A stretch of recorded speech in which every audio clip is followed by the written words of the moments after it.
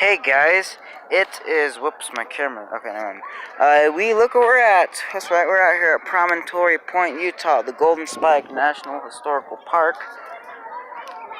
Look right over there. That's right. That's the Jupiter and the 119 simmering outside the engine shed. Here in just a little bit, we're going to see them come this direction down the original Transcontinental Railroad line.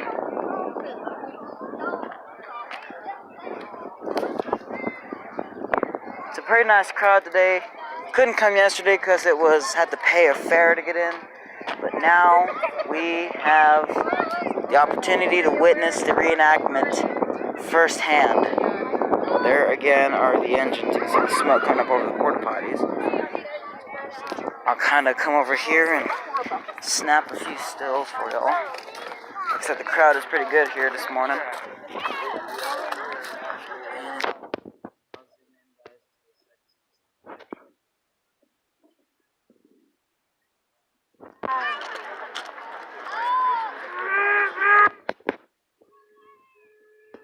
As you heard, those are the two engines just now whistling, and here comes the Jupiter, guys. Jupiter and the 119 are now rolling out. Wow, that is pretty. And here comes the Jupiter and the 119. Wow. Ladies and gentlemen, we have the Jupiter 119 arriving from the east. These locomotives are replicas of the 1860s locomotives that were here in 1869. They are fully functional steam locomotives. Wow. Now what you just saw the 119 do is called a blowdown. Minerals and debris will collect, and to clear that out, they'll force out pressurized steam and blow that all out the side. Look at that, guys. Here's the 119. The locomotives do run off the original fuel sources, so Jupiter coming from the west had a lot of access to wood that was here in Nevada mountains. Didn't have a lot of coal, so they used the wood that was there. If you get up close to the Jupiter, you will smell it. Smells like a campfire. The 119 is a coal-burning locomotive. Lots of coal deposits out to the east, and one of the reasons there was a race here in Utah to try to get to the mountain was for the coal deposits that they had available here. So if you get up close to the 119, it smells more like fireworks. So they did stop down here at the end of the roof. They were actually flipping switches most of the time coming out. Give you a little bit of a demonstration of how traffic This is awesome, guys. is able to get past each other. We've been already out to the station. As you see the locomotives arrive closer, you will see the beautiful decorative nature that stands out with these locomotives. In the shed At that time, Never alive, I know. decorative nature was advertising. And they're impressive in the If you shed. can imagine, They're beautiful. looking at these locomotives, maybe some Well, of you have been down That's to in Ogden Sheriff's and seen the Zion. big boy. Oh, okay. That's one of the other places we're Doesn't stand gonna out head quite to as one much day. with the decorative nature. Look, I think one of the engines is backing. Yeah, the Jupiter's gonna back this way. The advertising was done another The way. 119 is gonna come from this direction. Let's just stand right in the here, industrial son. age. Yeah, hey, look, here comes the Time was Jupiter. money, they were forcing things Okay, out. thank so you. didn't Nice have to meet Yeah, you. guys, quite as this much is live footage from Promontory Point, and Utah. the power of those locomotives really helped to bring customers in as well. So the big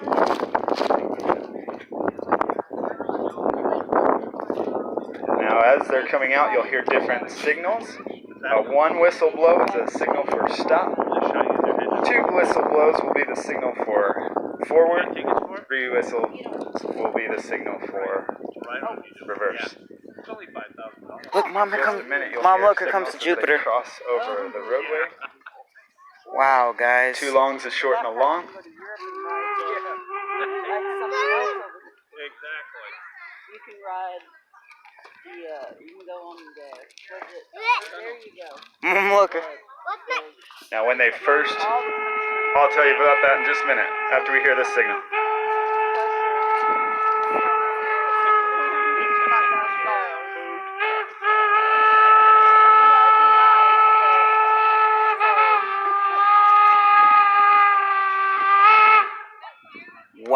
was pretty. So 2 longs, a short, and a long. That is the signal you'll still hear today as rail traffic crosses through intersections. When they first designated a signal for crossings, it was 2 longs and 2 shorts. But eventually, as the automobile industry took off, they were having so many problems with accidents that they changed it. Wow, guys, look at that. There's the Jupiter.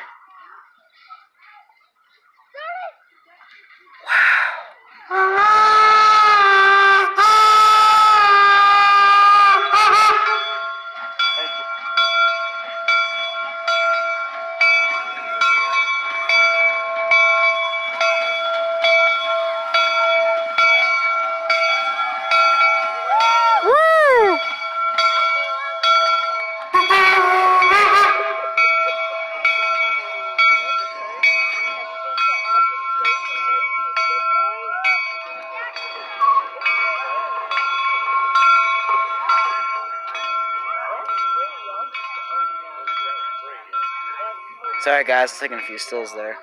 But look at that. That is the beautiful locomotive of the Jupiter. And now our attention comes to the 119. Like I said, there's the Jupiter. This one's coming in forwards, guys.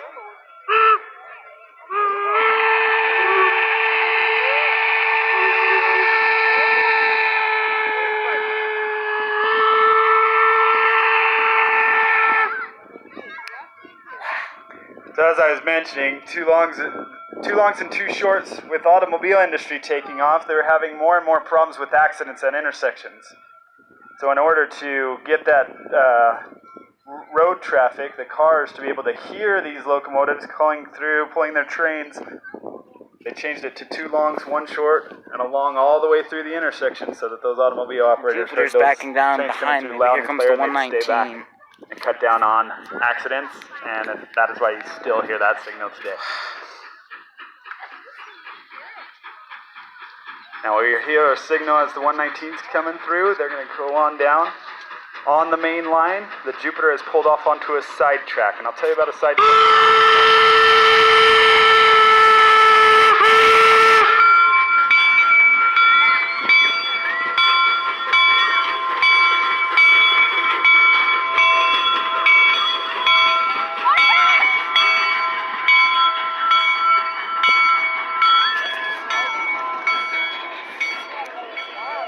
Wow, guys. That was pretty. Alright, guys, I'm going to pause until they become doing the ceremony here. Here you go, guys. They just demonstrated what the sighting was like when the 2 trains passed, but here comes the Jupiter again.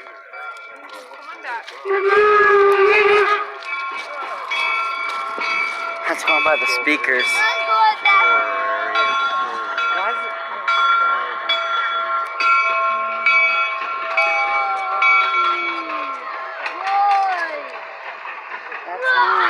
Jupiter will come down here. They'll pull to a stop, and back down the line, back onto that siding.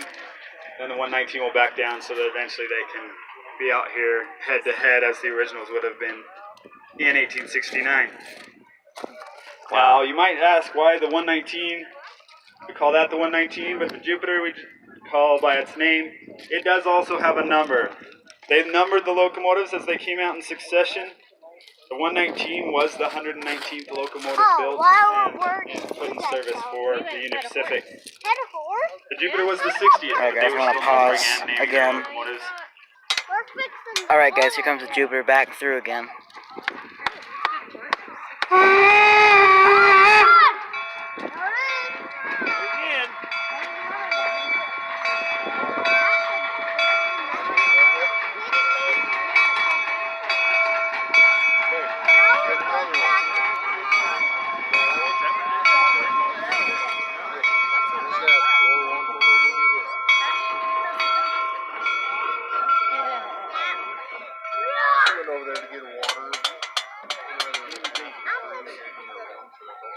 Now, if you folks have been listening, you might have noticed the click-clack of the rails. If you haven't noticed it yet, listen as they're coming back in. Definitely stands out. There's a lot of old songs that talk about that clickety-clack of the rails.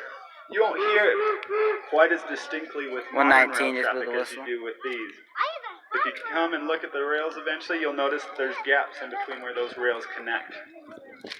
Yeah. Those gaps allowed for expansion and contraction of the rails with heating and cooling.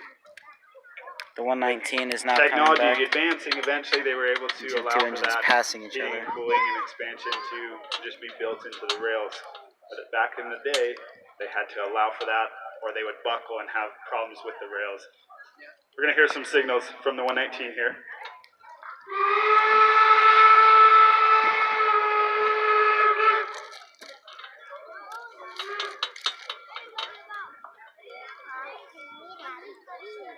Just a minute where we're watching the train thing.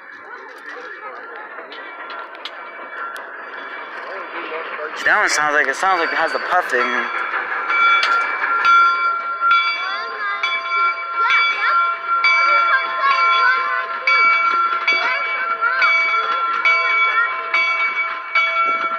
But that clickety-clack or that sound going over the rails became so distinct, it caused one of the terms that we use in modern language. Have any of you ever heard of a deadbeat?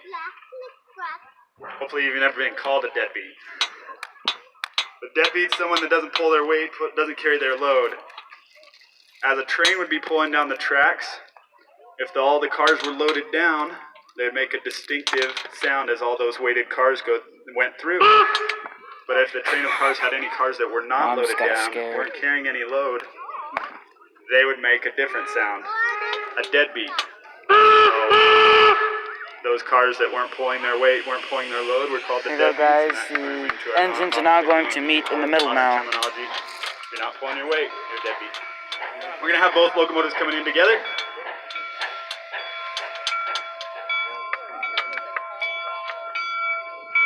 There's the 119.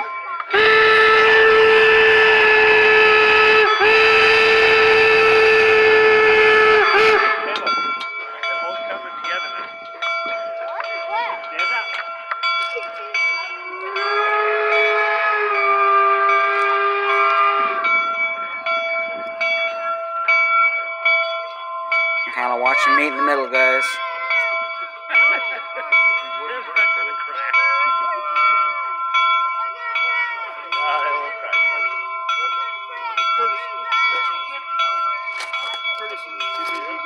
Here they come, guys. They're gonna meet right here.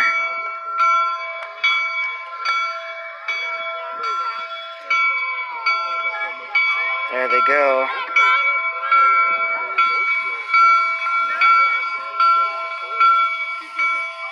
Wow, look at that. Just like the picture shows.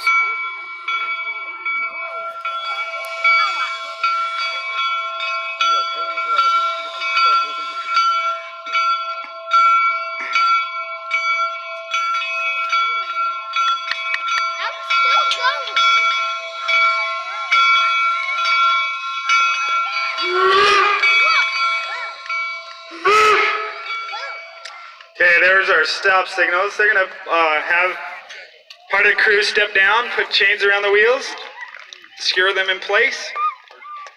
Once those chains are down, if you folks want to... Alright, folks, once we open this up and the chains are down, we'll let folks come around for pictures. But I just ask that everybody stay on the north side of the tracks. We don't want anybody between the stage and the tracks or on the stage because the performers are going to have to get set up. Alright, guys, I'm gonna pause the video and I'm gonna head down there, okay? I'll meet you by the sidewalk. Alright, guys, so there's the Jupiter and there's the 119.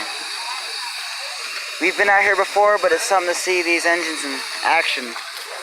But I'm gonna go ahead and stop this video, so I hope y'all enjoyed the whistling and the moving of these engines. I'm gonna take a few pictures and that'll be it.